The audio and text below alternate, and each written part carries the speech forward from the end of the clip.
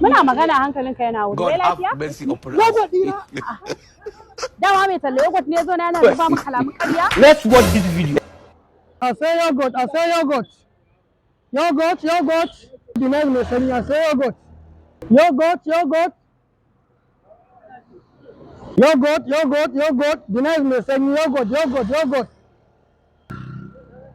yogurt.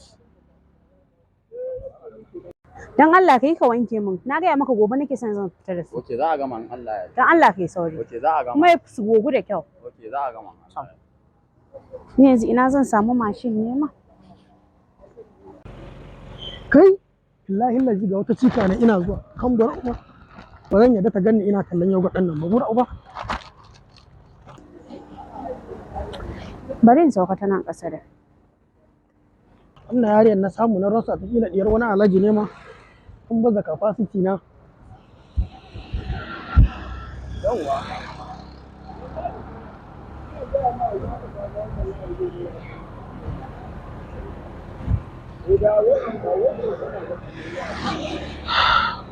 Amma kaya ne. Assalamu alaikum. Ya gajiya?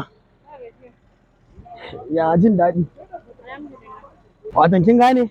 Ni tun da fa na ganki, na fahimci cewa ke nake gani a mafarki. Hakan ya bani ƙarfin gwiwa tare ki in jaddada miki ke nake gani a mafarki. Za ka iya gani na mafarkin ka amma fa idan kana da kuɗaɗe. To ai ke kuɗi ke daga gani na ke san kuɗi ba matsala ta bace. Ni ce ma ba ma ka ma bane. In dai kuɗi ne, kuɗi ba matsala ta bace. Ko nawa kike so ina iya Muna magana hankalinka yana wuri. Wai lafiya? Yogurt dina. Dama mai talle yogurt ne zo na yana zuba maka kalaman ƙarya? Chai! Ban za aikin.